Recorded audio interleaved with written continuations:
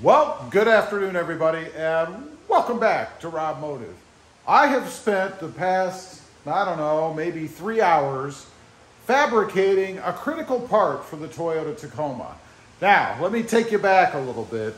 I had installed the Switch Pro along with the new tray in my Tacoma to control lighting accessories. Love this thing, think it's awesome, but one issue that I have with it is there's no cover for the circuit board right here, the terminal block. It's just open.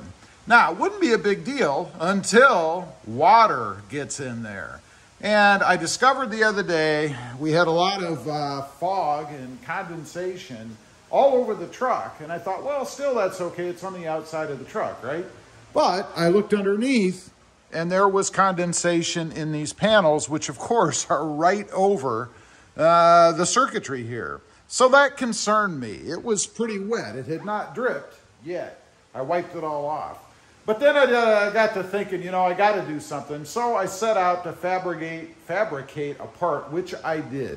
It is sitting right here on the air cleaner. This is what it looks like. And what it came from, I'll show you what it does here in just a minute. But what it came from was the tubing on my shelf over here. You know, you buy these cheapo plastic shelves and they come with this tube, just pops right out of there. And I thought, you know, if I cut one of those in half, maybe I can fabricate something out of it, which I did. This is the piece of tubing after a few attempts. And the idea was to slice off part of it and then make a cover out of it, which I did. You guys can see over there. Now, one little caveat, I did consider doing it out of some coupling, but this stuff is so thick that it's difficult to work with, or at least I think it would be. I never even got that far because I discovered this works really well. I can actually cut this by hand using just a cutting tool, which I did. I just used a pair of snips here and was able to separate the sections you can see here. This was an early fail. It was too thin, it didn't work. I had to take off a little bit less to come up with that configuration, if you will. So what I did is I marked off where all the wires are. There are 8 of them.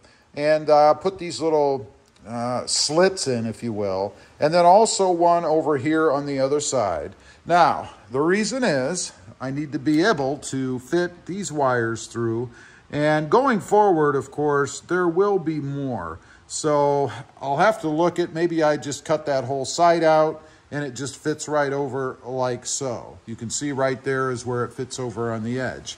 It fits in there nicely, and there's a little bit of spring to it. In other words, it's just a hair too small in diameter, but because this tubing is flexible, I can spread it and put it across the terminal block.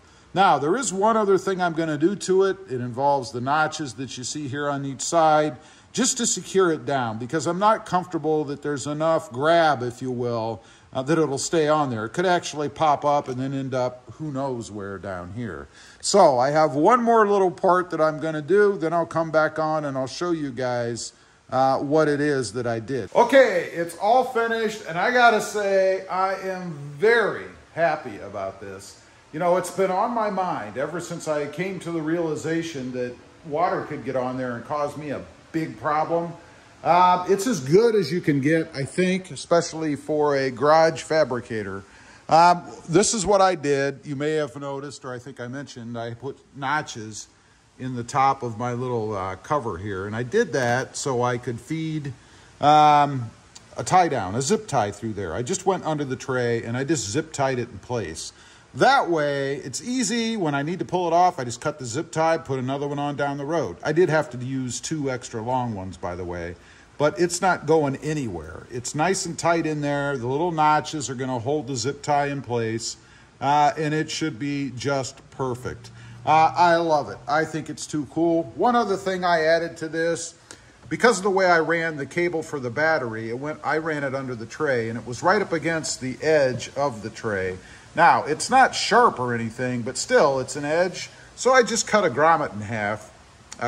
And stuck it in between the battery cable and the tray, just to avoid the possibility that maybe someday it would vibrate or cut through the battery cable and then short the battery out that way. So a little extra protection right there.